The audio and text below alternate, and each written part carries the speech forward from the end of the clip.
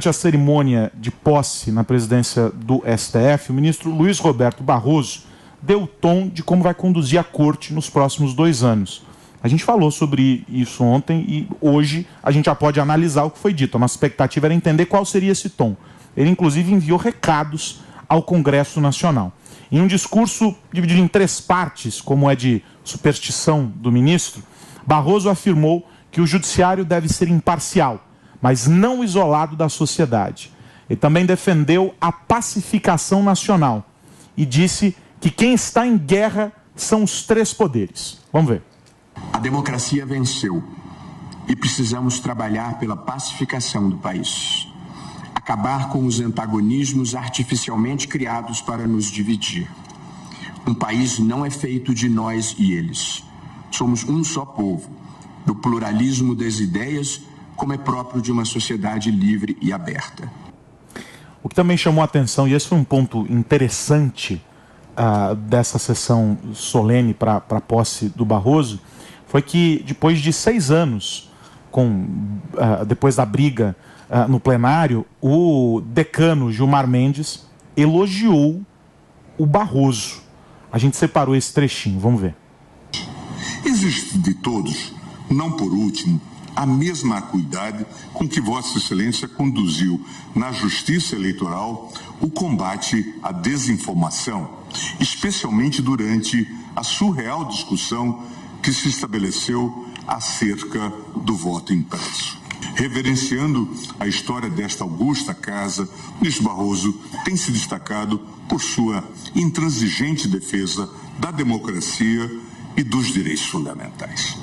Não tenho dúvida de que a atuação de Vossa Excelência, tão serena quanto desassombrada, tão prudente quanto incansável, foi fundamental para a preservação da integridade do processo eleitoral. Eu quero ouvi-los sobre o todo. Comecemos pelo fim.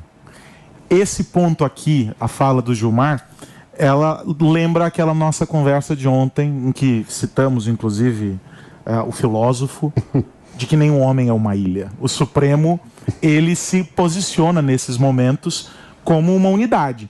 E esse era o recado que precisava ser passado para a sociedade a despeito de qualquer coisa. Sobretudo pelo papel que Gilmar Mendes ocupa no Supremo.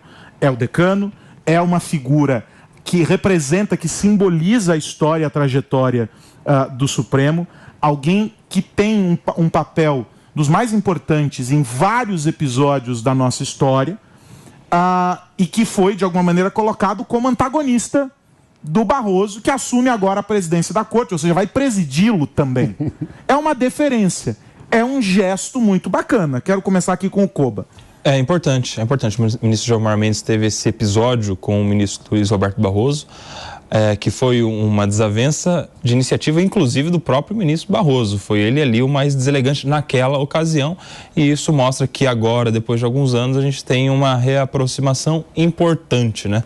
É importante que não haja só a harmonia entre os poderes, mas a harmonia dentro dos poderes com os ministros que compõem a Suprema Corte. A gente precisa se lembrar que o ministro Gilmar Mendes é o decano, é o mais experiente, está lá há mais tempo e que, portanto, tem uma voz importante nessa condução à harmonia interna na Suprema Corte. Em relação às palavras do ministro Luiz Roberto Barroso, que bom, a gente precisa elogiar que agora está pregando contra eles, o que não era tão presente assim em discursos anteriores que nós vimos. Então, é um caminho a ser seguido, não só internamente entre os ministros, mas também entre o judiciário e os outros poderes e, principalmente, entre o judiciário e a sociedade. A gente precisa de um STF com credibilidade, um STF que atenda aos anseios da população em relação ao que se espera da justiça, porque é o órgão máximo de um poder. A gente precisa se lembrar que o ministro Luiz Roberto Barroso, estando na presidência do STF, ele passa a ser líder de um dos poderes da República. A nossa República tem o presidente do Executivo, o presidente do Legislativo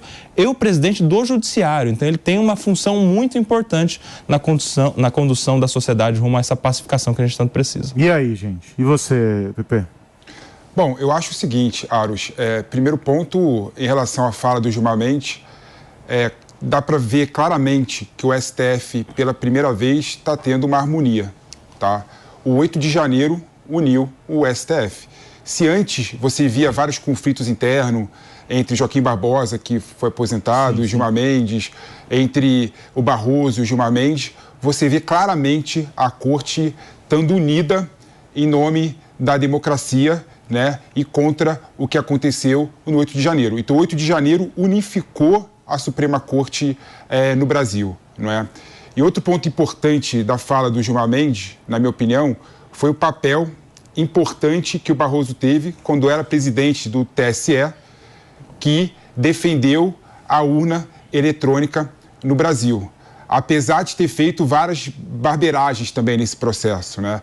Foi ele que colocou as Forças Armadas como fiscalizadora das eleições, né? O que nunca foi papel institucional das Forças Armadas, esse tipo de atividade, né? Ou seja, o Barroso tentando agradar todo mundo, cometeu um erro absurdo que gerou o que a gente viu no ano passado. Em relação à fala do Barroso, o que me preocupa é que ele novamente falou que é o papel do STF empurrar a sociedade. Ou seja, novamente ele falou do papel iluminista do STF, como se os ministros do STF fossem os iluminados, fossem as pessoas adequadas para apontar o rumo da sociedade. Não é papel da Suprema Corte do Brasil fazer esse tipo de ingerência, não é? Isso me preocupa, mostra uma certa arrogância do Barroso e uma certa arrogância institucional do STF. É verdade, mas não é surpreendente, né? Porque essa é a visão filosófica do Barroso sobre o papel da Suprema Corte, né? Então, já é uma posição conhecida dele. Antes de se tornar ministro, né? Inclusive, ele se tornou ministro com o Senado tendo conhecimento de qual era a visão dele a respeito do papel da Suprema Corte. Dessa forma, a gente pode dizer que a democracia brasileira, ao chancelar a indicação do Barroso como ministro, chancelou que poderia haver um ministro que em algum momento assumiria a presidência da Suprema Corte, como ele está assumindo agora, com esta visão sobre a atuação do Supremo. Então, acho que isso é parte natural, é do jogo. Ninguém pode dizer que não sabia da visão do Barroso sobre isso, né? Então, eu vejo com essa parte do discurso do Barroso com muita naturalidade, com coerência, de acordo com a história e a trajetória dele. E também fico feliz com o tom de pacificação, conciliação e com a ideia, inclusive, de que se o Supremo tem que empurrar a sociedade num rumo civilizatório, e se esse rumo for da pacificação, da união, que, na minha visão, hoje demanda uma contenção do Supremo, ou seja, tem um certo paradoxo, né? Porque como vai conduzir, vai ter que regredir um pouco, né? Para conduzir o país nesse rumo que ele mesmo aponta, o Supremo precisa ser capaz de pensar quando que tem que também dar um passo atrás em nome da pacificação, em nome da união nacional. Então, eu acho que isso é possível também de se esperar a partir desse A gente não pode esquecer que houve a manifestação dos parlamentares nessa semana justamente sobre essas posições do Supremo. A gente sabe que foi o objeto colocado como o fato em si, mas tem outras razões por trás. Mas, de um modo ou de outro, não deixa de ser a posição de um poder sobre a atuação de outro. Ele, ao colocar nesses termos, também manda recados. Ele também sinaliza ao Senado, sinaliza à Câmara, sinaliza ao Executivo, peraí, vamos tentar, todo mundo vai ter que fazer esse recuo, porque, de alguma maneira, os avanços acontecem em todas as frentes. Se há, de alguma forma, omissão, alguém deixa de cumprir o seu papel, o outro rapidamente está preenchendo esse espaço, e aí essa celeuma está feita, né? E eu destacaria duas crises aí já iniciais que podem ser objeto desse caminho aí de pacificação. Primeiro, com o próprio Congresso, porque a gente está vendo uma reação do Congresso Nacional, palavras, inclusive, até mais duras, assintosas do próprio presidente Rodrigo Pacheco, que não era tão comum há meses atrás, e uma reação também no processo legislativo, com a aprovação de leis e agora processamento de projetos à emenda à Constituição, as PECs, né, em fatos que foram já julgados no STF, ou seja, Nós temos uma crise institucional e também, em segundo plano, com a própria OAB, que agora está se movimentando em relação ao julgamento virtual nos casos criminais. Nós tivemos um ofício há 1 ou 2 semanas de todos os presidentes seccionais do Brasil todo da OAB pedindo uma reconsideração em relação a isso. Depois nós tivemos um encontro do presidente da OAB Nacional com o próprio STF para que isso seja revisto, e é também uma crise institucional que o Supremo precisa encarar com seriedade, porque isso diz respeito ao direito de defesa de todos os cidadãos. Quando se tira um do plenário físico, tolhindo o direito à sustentação oral, isso cria um precedente para todo o Brasil, porque é perigosíssimo. Diga. Desculpa, Koba, eu concordo com você em relação ao 8 de janeiro, mas é impressionante como o nosso Congresso, ele erra na forma de resolver a questão de forma institucional, né? Tudo que o Congresso fez contra o Supremo Tribunal Federal foi ilegal, foi inconstitucional e foi arbitrário, né? Não vai dar em nada, né? O que a gente precisa fazer de forma séria é discutir instituições do Brasil, né?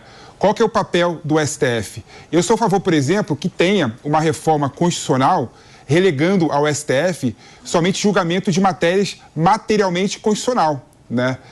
Ou seja, e aí tira do STF o poder de julgar casos criminais, que são a maioria que chega no STF, e tira do STF a possibilidade de julgar outros casos, né? A ingerência do STF na política, grande parte, vem dessas ações criminais e civis. Então, se o Congresso, se o Congresso conseguir reformar, discutir de forma séria a reforma do STF, é muito mais palatável e muito melhor para o Brasil. E aí tem o apoio, toda certeza, até do próprio STF, né?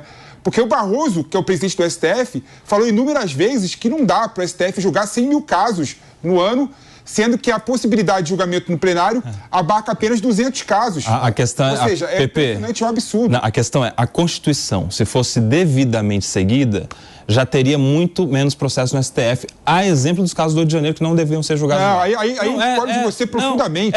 A Constituição diz no artigo da competência do STF, só para resumir, diz no artigo que trata da competência do STF quais são as competências. E lá já tem muito bem delimitado quem tem o foro por prerrogativa de função. Se isso fosse seguido, já resolveria. Isso é um erro Essa absurdo. É uma questão. Isso é um erro absurdo. Não é. Eu já discuti com você várias vezes sobre esse assunto, né? Aqui não é nenhuma crítica pessoal, não. É criticar esse entendimento. A questão é a seguinte, vamos lá. Faz parte da democracia constitucional, a possibilidade da Suprema Corte se autodefender. É o princípio do contempt of the court, né? Que deveria estar na Constituição, então. Esse é o princípio geral. Mas não está na É Constituição. o princípio geral do direito. É o princípio geral do direito. Uma Constituição que tem 200 artigos, se quisesse ter trazido isso, teria trazido mais um. O STF foi um dos órgãos agredidos do 8 de janeiro. Ou seja, ele poderia sim avocar para si a competência de julgar os casos do 8 de janeiro. O problema é que o STF não tem condições estruturais de julgar 1.500 pessoas. Esse que é o problema. O problema é que a nossa Suprema Corte no Brasil não está preparada para julgar casos cíveis e criminais dessa monta. Não está preparado, Pepe. Mas a competência do STF poderia ser avocada assim. Olha só. Apesar de eu falar várias vezes que há inúmeras arbitrariedades nesse processo. Há uma Constituição tão extensa quanto a nossa, que tem um capítulo exclusivo para tratar do que o STF é competente para julgar. Se quisesse ter incorporado no sistema constitucional este princípio que você fala, teria feito. Tem vários princípios. Até porque o STF já não tem estrutura exatamente porque não há previsão constitucional para que ele julgue tantos casos assim. Nós temos um limite de pessoas com foro por prerrogativa de função. Entendo que pode ser, é discutível, mas que se mude a Constituição, porque essa questão de avocar a competência é muito perigosa. A gente vê em outros momentos da história essa questão de avocar a competência que são perigosos para a nossa democracia. A gente vai fazer uma parada muito rápida aqui para você que nos acompanha pelo rádio, são 10h27. Pode rebater. Não, o Koba erra profundamente ao falar que todos os princípios têm que estar expressos na Constituição Federal. Não são todos, mas a competência é uma questão de juízo natural. Existem vários princípios humanitários que não estão na Constituição Federal. Um deles, por exemplo, esse é humanitário? Um desses, por exemplo, é o princípio do não retrocesso. Cadê o princípio do não retrocesso na Constituição Federal? Está no artigo 5º quando fala que... Está no artigo 5º quando... Explícito, cadê? Posso falar? Cadê? Mostra aí. Posso falar? Está no artigo 5º, no artigo que fala, no inciso que fala da segurança jurídica, porque o não retrocesso é sob o princípio de segurança jurídica. Ou seja, tem previsão. Então posso colocar, esse exemplo tem previsão, e aí? Você abarca no princípio geral outros princípios. Então posso colocar também o seguinte, dá para abarcar o princípio do contempt of the court, do princípio da segurança jurídica também. Mas daí não, mas aí não. Seguindo o teu argumento, depois... De jeito nenhum, meu. Uma pergunta de leigo aqui, jurídico, de leigo do mundo jurídico. Princípio da separação dos poderes. Dado que o principal dever de uma Corte Suprema é a defesa da Constituição, a gente não pode dizer que a democracia e da estabilidade dos poderes é uma competência da Suprema Corte? A gente pode dizer isso se o Congresso dizer isso através de Constituição. Porque a gente tem um artigo falando qual é a competência e é extenso, não é que é curto, não. Não cabe essa questão de ficar interpretando com elasticidade a competência jurisdicional. Nós temos um princípio até anterior, Pepe, que é cláusula pétrea, que é o princípio do juiz natural. Antes de cometer qualquer crime, qualquer pessoa tem que saber quem que julgaria esse caso. E não dá para depois que as coisas acontecem, agora a gente vai avocar porque é uma questão de democracia, por uma questão de defender o Estado democrático, então isso cabe à Suprema Corte. Isso deveria estar na Constituição. Inclusive, os atos do dia 8 poderiam fazer com que o Congresso refletisse sobre isso. Mas tem que ser uma mudança construída nos limites e nos critérios, nas diretrizes democráticas do processo legislativo e do processo constitucional. Bom, enquanto você